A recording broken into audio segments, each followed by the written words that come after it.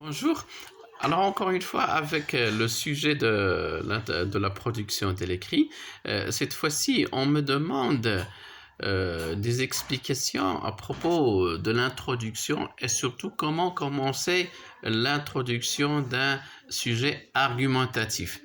Alors, la toute première chose qu'on puisse dire, c'est que l'introduction doit obligatoirement commencer par une phrase thématique qui englobe ou bien qui résume le thème général ou bien le sujet qu'on va traiter dans notre dissertation. Euh, Elle doit encore attirer l'attention du correcteur sur l'intérêt du sujet et surtout sur l'importance de notre manière de le mener, notre manière de discuter ce sujet-là. C'est une sorte d'appât. Elle doit servir d'appât. Vous savez bien sûr qu'est-ce qu'un appât, c'est ce qu'on met dans l'hameçon de la canne à pêche pour attraper du poisson. Vous aussi, lors de l'examen régional, vous devez attraper le correcteur. Cette même phrase-là doit avoir un effet surprenant. Elle doit contenir un énoncé surprise pour attirer l'attention. Elle doit aussi mener à 2 ou 3 autres phrases, bien sûr qu'on va traiter, qu'on va discuter dans notre sujet. Et ces phrases-là, ce sont elles qui vont nous fournir plus de détails à propos du sujet qu'on va traiter.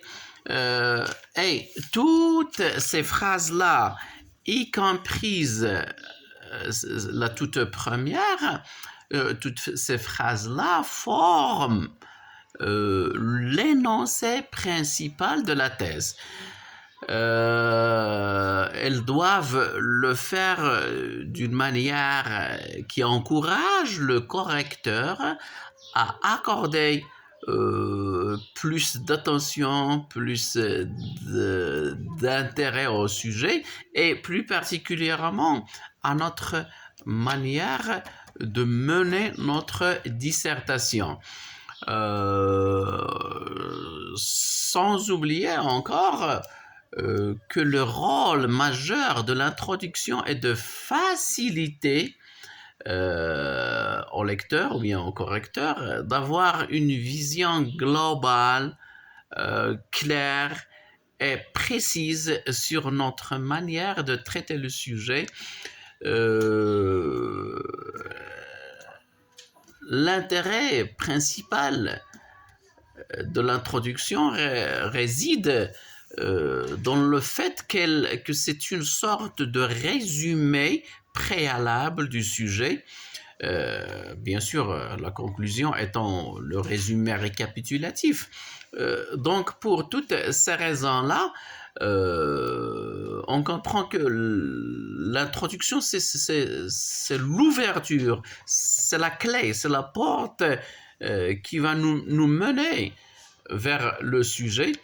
Et donc, on comprend bien sûr qu'elle doit être claire, concise, précise, mais surtout suffisante. Je vais vous montrer comment mener ou bien comment commencer, parce que la question c'était à propos de comment commencer l'introduction. Donc voilà, ce qu'on va traiter, c'est l'introduction.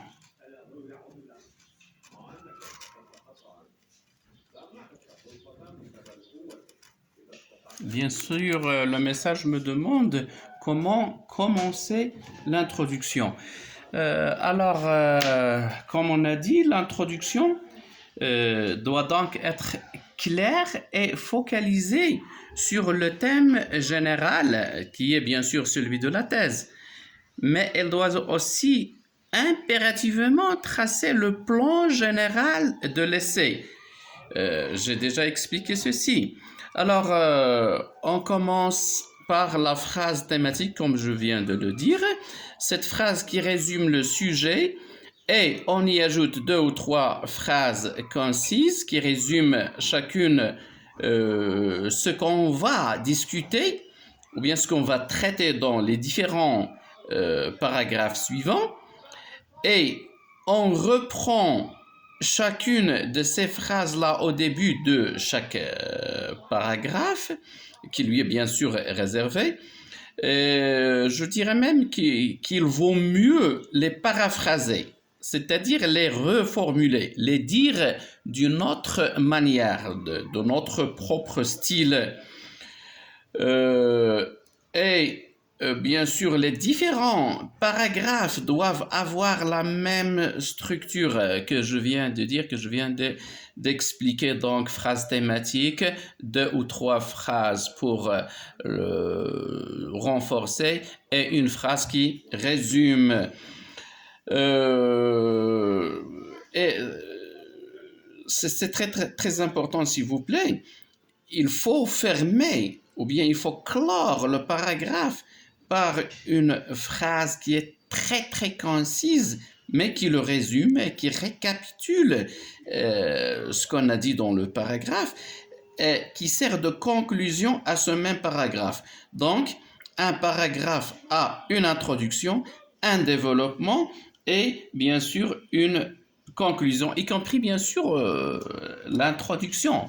Elle-même, elle doit avoir tout ceci parce que l'introduction, c'est aussi un paragraphe. Donc, alors on va essayer de voir comment, c'est-à-dire les expressions, enfin, les arguments, les phrases qu'on va utiliser. Mais je tiens à signaler bien sûr que, bien sûr, lors de l'examen régional, vous devez être original, c'est-à-dire que vos phrases et vos expressions doivent être les vôtres et que vous devez le faire dans votre style et éviter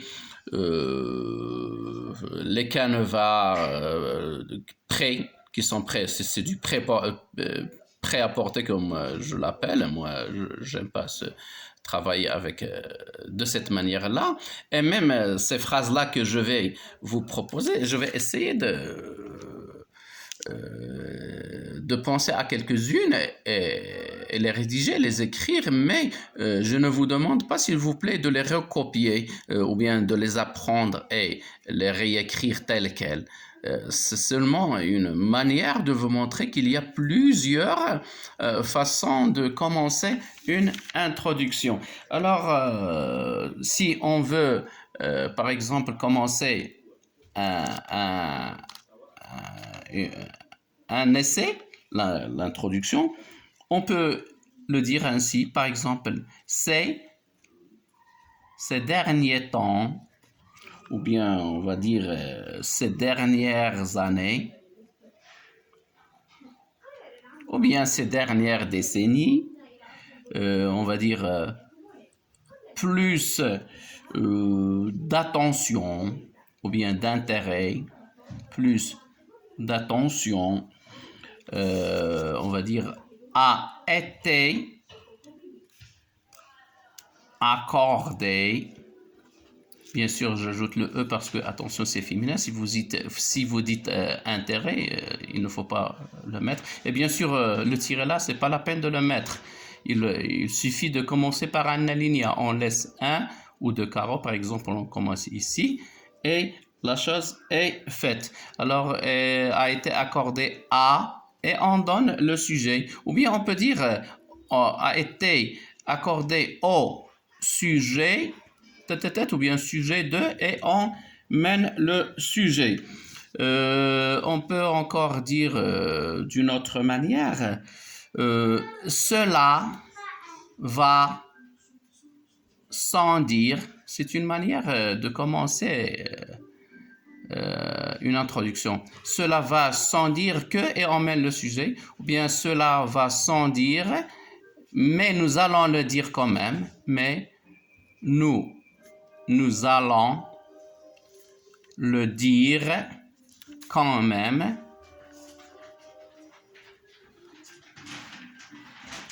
D'accord? Il vaut mieux la mettre entre... Il faut la mettre entre deux virgules en apposition ou bien entre deux tirets.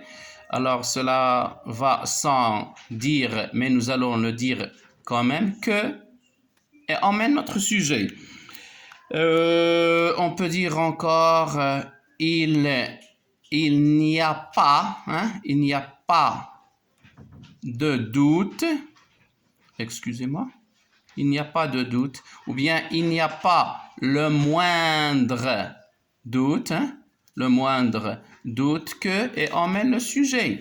Ou bien encore, on peut dire pour mener un sujet qui est très important, nous connaissons tous, par exemple, nous connaissons bien sûr, ou bien nous connaissons tous l'importance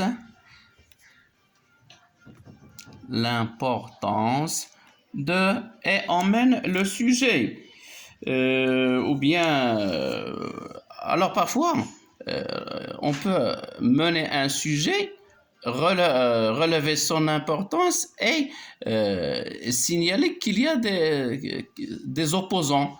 Quand il s'agit d'un sujet dialectique, bien sûr, on peut dire quelques-uns tiennent encore à s'y opposer, si vous voulez. Ou bien, on peut dire ces derniers temps, on a dit ces derniers temps, on peut dire actuellement,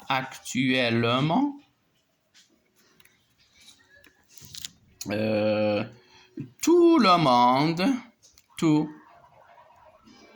monde sait très bien ou bien connaît, tout le monde connaît l'importance, on a déjà dit l'importance, on va dire l'intérêt de et emmène à notre sujet. Par exemple, on peut parler de enfin, on va pas dire la peine de mort, mais on peut parler d'un sujet qui est général, qui est connu partout. Ça dépend du sujet qu'on nous propose lors de l'examen régional.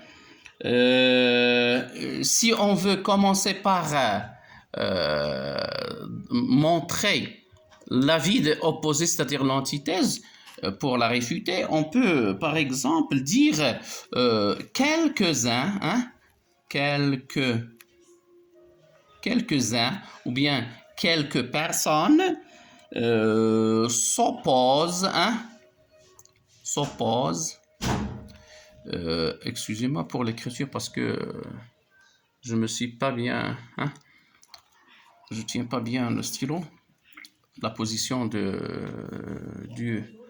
du portable me gêne.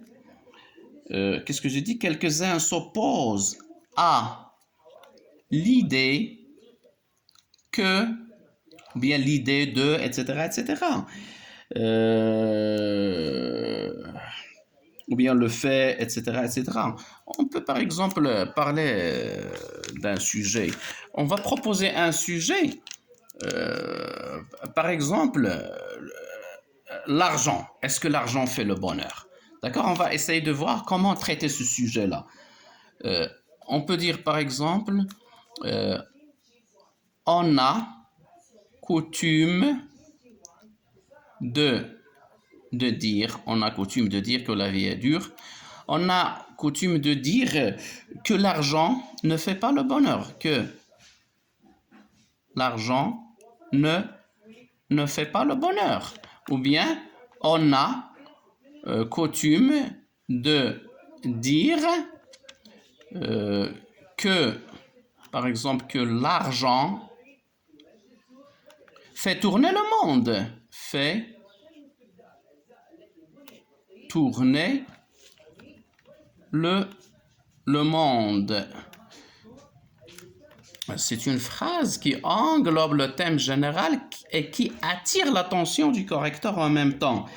Par exemple, vous avez l'habitude de commencer par mener le sujet et par le présenter, parfois le définir, et vous terminez l'introduction avec une question, surtout lorsqu'il s'agit d'un débat, d'un sujet dialectique.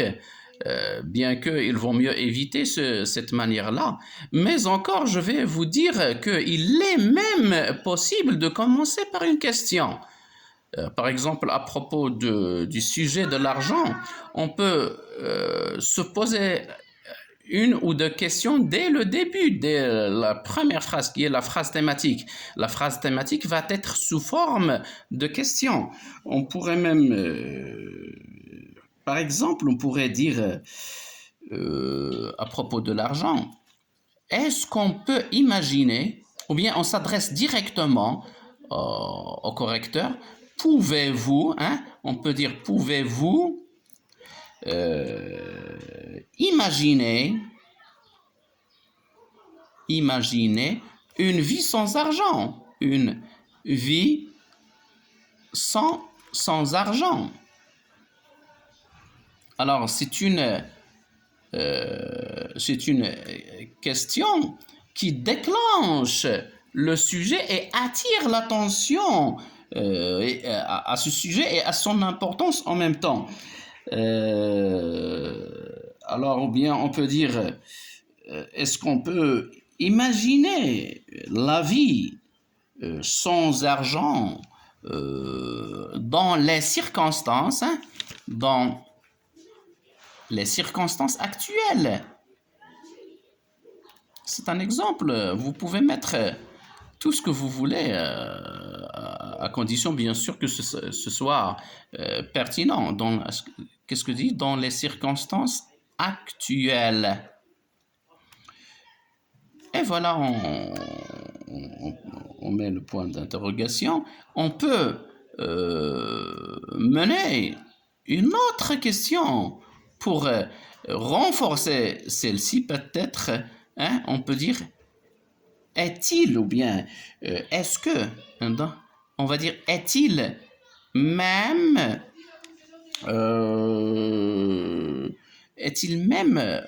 possible, hein, est-il même possible de vivre, on a déjà dit de vivre, ou bien de survivre, hein, il vaut mieux de survivre sans argent. Est-ce qu'on peut vivre sans argent? C'est une question qui est un peu difficile. Donc, argent, et on montre les circonstances. Ces circonstances dont on a parlé, on doit les éclaircir un peu. On va dire, dans un tel monde, et tout le monde connaît comment est le monde aujourd'hui. Donc, on va dire un monde qui connaît, ou bien qui est caractérisé par l'influence, ou bien par, je dirais, le matérialisme, hein? Le matérialisme. Et bien sûr, c'est une question, on doit bien sûr la terminer par un point d'interrogation.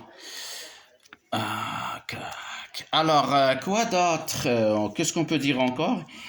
On peut, par exemple, dire ce n'est pas une surprise de dire, ou bien il n'est pas surprenant, il n'est pas surprenant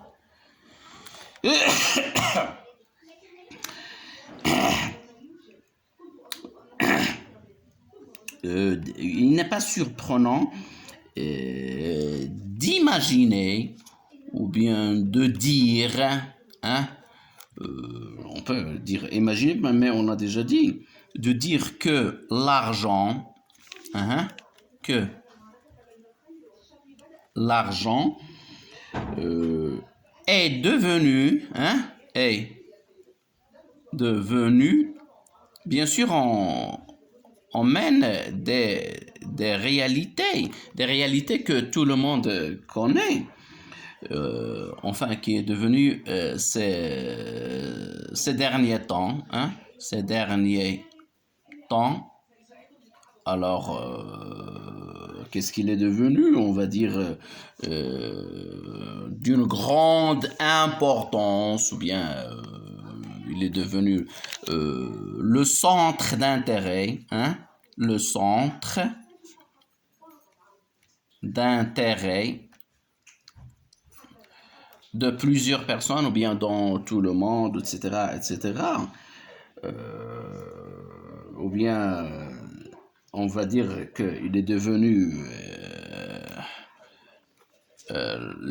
l'ultime, l'ultime but, c'est-à-dire le but final, ou bien l'ultime fin, c'est-à-dire l'objectif final, l'ultime objectif dans la vie des gens, dans la vie de plusieurs gens, de plusieurs personnes.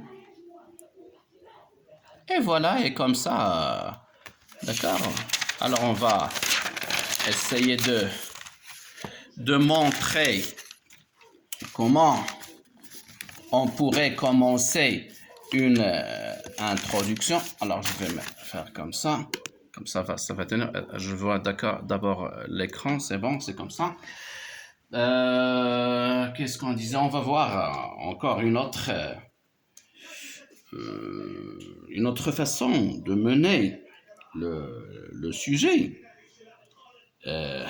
On peut dire la plupart, ou bien la majorité, on peut commencer ainsi, la majorité, ou bien la plupart, la plupart de personnes, ou bien de gens, la majorité, la plupart des gens croient, ou bien semblent croire, alors si on dit la plupart, on dit semble avec un T. Si on dit la majorité, seulement avec un E, c'est-à-dire au singulier. Alors qu'est-ce que je disais? La majorité, ou bien la plupart des gens, qu'est-ce que je vais dire? Semble courir après l'argent, courir après l'argent pour montrer son importance chez les gens, mais en fin de compte, on va mener notre propre point de vue personnel. Peut-être, oui, généralement ce serait l'antithèse. Qu'est-ce qu'on va dire encore? La majorité des gens, bien la plupart des gens, semblent courir après l'argent et se fatiguer, par exemple. Ou bien la majorité des gens semblent travailler, par exemple, travailler dur, ou bien travailler péniblement, afin de gagner plus d'argent. Ou bien semble travailler sans cesse, travailler durant toute leur vie, durant toute la journée, travailler tout le temps d'une façon acharnée, etc., etc. Il y a plusieurs façons de dire, ça dépend de votre capacité rédactionnelle, de votre style. Alors on a dit travailler péniblement pour gagner de l'argent, pour le seul but de gagner plus d'argent,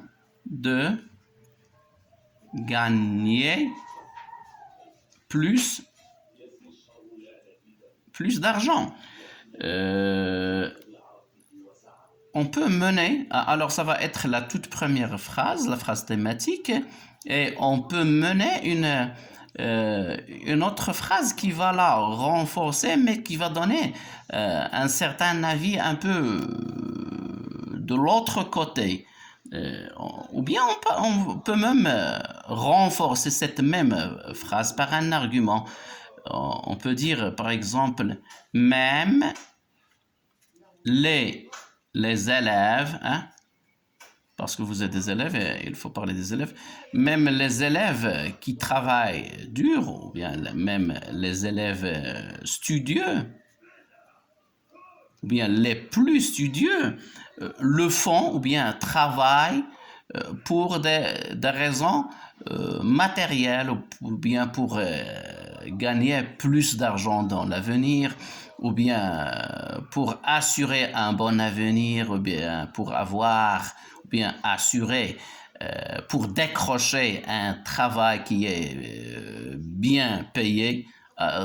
L'essentiel, c'est de revenir à cette idée de l'argent. Donc, on va dire, même les élèves les plus studieux font de leur mieux ou bien font plus d'efforts, hein, ou bien fournissent plus d'efforts avec ou sans S. Il vaut mieux mettre un S parce que ce sont des efforts au pluriel. On a dit pour gagner de l'argent, ou bien pour, comme on a dit, pour assurer un bon avenir, ou bien pour assurer un bon avenir, pour gagner, hein, par gagner plus d'argent dans l'avenir. Ou bien on pourrait encore dire qu'ils fournissent plus d'efforts dans la seule fin, ou bien le seul but de décrocher, hein, décrocher un job, hein, décrocher un travail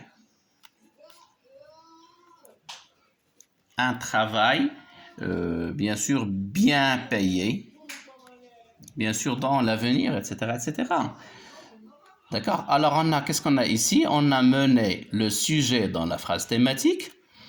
On a mené cette phrase thématique a mené à une deuxième phrase qui la renforce et on peut ajouter une phrase de l'autre point de vue, c'est-à-dire pour mener l'antithèse. On peut dire par exemple néanmoins ou bien cependant, hein, cependant, et bien sûr là on doit mener une idée qui est opposée à celle-ci qu'on vient de citer. Donc, qu'est-ce qu'on veut? Et l'antithèse, n'oubliez pas qu'on a dit l'antithèse va être l'avis qu'on adopte, c'est-à-dire notre propre point de vue. Donc, on va supporter l'antithèse. Donc, on va dire cependant, je pense bien, ou bien je pense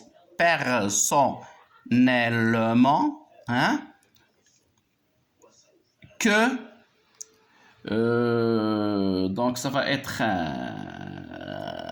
un avis contre que l'argent, qu'est-ce qu'on va dire pour donner une antithèse? Que l'argent ne fait pas le bonheur, ou bien ne puisse pas faire le bonheur, que l'argent ne puisse pas acheter le bonheur, ou bien acheter la santé, par exemple. Non, pour la santé, il peut acheter, hein. En quelque sorte, on peut, si on a assez d'argent, on peut se faire soigner, se faire guérir grâce à cet argent-là. Donc, on va dire, puisse acheter du bonheur. Et bien sûr, on va donner des exemples de la vie réelle, des exemples de personnes qui ont assez d'argent, qui ont beaucoup d'argent, des archi-millionnaires, des archi-milliardaires, mais qui vivent, qui ne mènent pas une vie heureuse. Bien sûr, on doit donner des arguments, on doit justifier ceci. L'essentiel, c'est de mener le thème général, donner la thèse et l'antithèse. Bien sûr, il y a plusieurs façons de le faire. Bien sûr, alors voilà, qu'est-ce qu'on pourrait encore dire?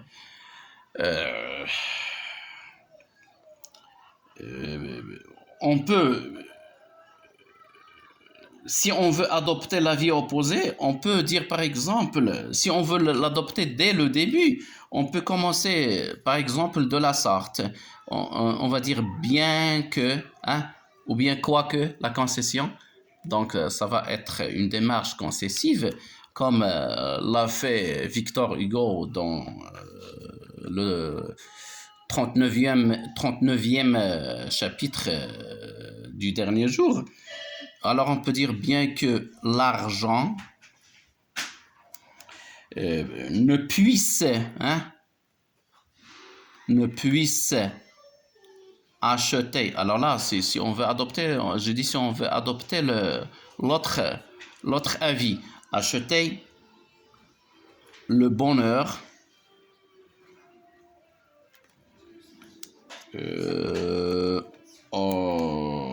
on ne peut pas vivre sans lui, on ne peut pas vivre sans lui, ou bien on ne peut pas vivre sans ce bien matériel, ou bien matériel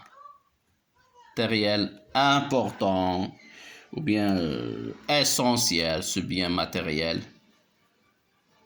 essentiel, ou bien, si on ne veut pas dire ceci, on ne peut pas vivre sans